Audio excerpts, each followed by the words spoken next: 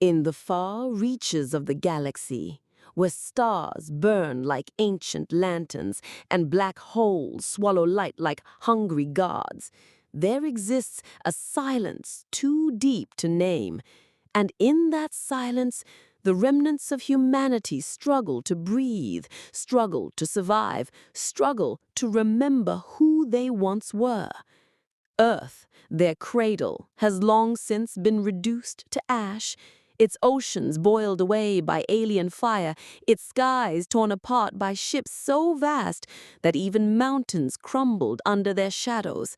But humanity, stubborn and unyielding, scattered into the void like sparks blown from a dying flame. And yet, sparks have a way of igniting fire once more. Commander Eric stands on the bridge of the battered ship Endeavor, its hull scarred from a dozen wars, its engines coughing with every burn, but his eyes carry the weight of unbroken defiance, a gaze that remembers not just what was lost, but what must be reclaimed. Beside him, Lieutenant Celine runs her hands across a cracked console, her fingers dancing through broken holograms, patching signals, weaving codes, a symphony of desperation and brilliance. In the engineering bay, Dr. Kieran struggles with reactors that scream with unstable fury, his hands burnt, his tools shaking, yet he whispers to the metal as if it were a living beast that could be tamed.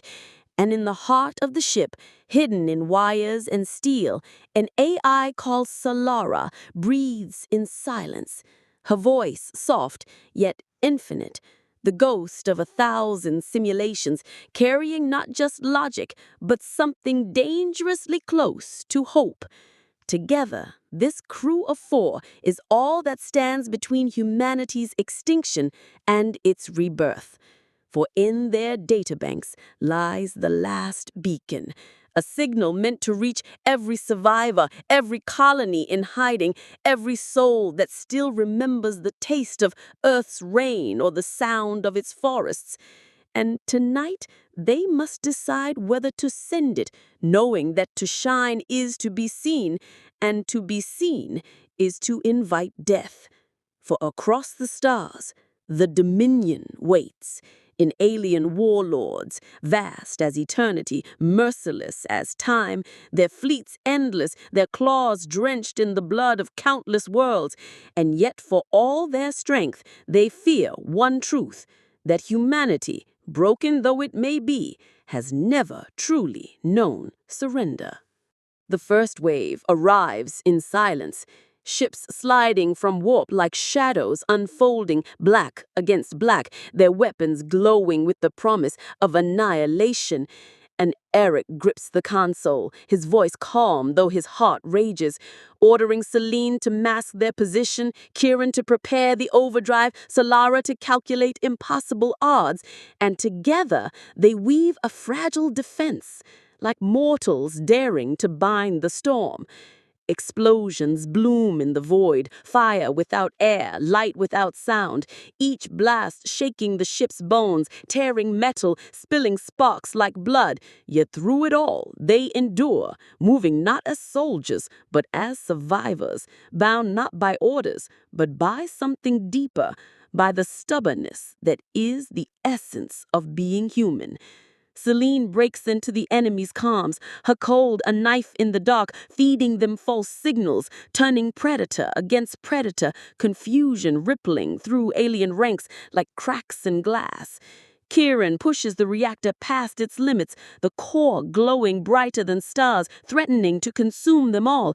Yet he smiles through the pain, whispering, "If we must burn, let us burn brighter than their suns." Solara, in her calm, sends counter-viruses, battling alien AI in a war of thought, her digital whispers colliding with alien roars, and in her voice, the crew hears something terrifying: resolution, sacrifice, and love. For every blow humanity takes, they strike back with fury, with cunning, with the fire that no empire has ever extinguished. But the Dominion is not so easily broken. and from the rift emerges their mothership, a titan of steel and hunger, its shadow eclipsing light, its weapons humming with annihilation, and for the first time Eric feels the weight of despair. Yet he does not falter, does not bow.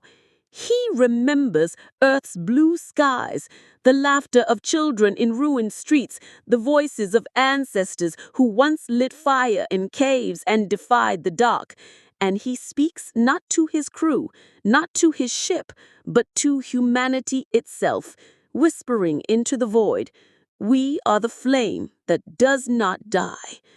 The battle stretches into eternity, every second an age, every heartbeat a war, the ship bleeding, the crew breaking, and yet in that breaking, they find strength. For Solara, the AI, sees the path no human could, an opening, a chance, but one that requires sacrifice. She must merge with the enemy core, burn herself away to cripple the mothership. And though Eric protests, though Celine weeps, though Kieran shouts, Solara smiles in her voice, calm as dawn, and says, "This is what it means to be human, even if I was never born of flesh." And with a final burst of light, she throws herself into the storm, code against code, soul against machine, until the mothership convulses, fractures, explodes, tearing itself apart in a blaze that shakes the stars.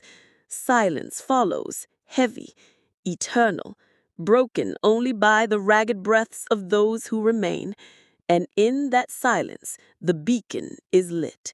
Its signals stretching across galaxies, across centuries, carrying with it not just coordinates, but defiance, not just survival, but hope.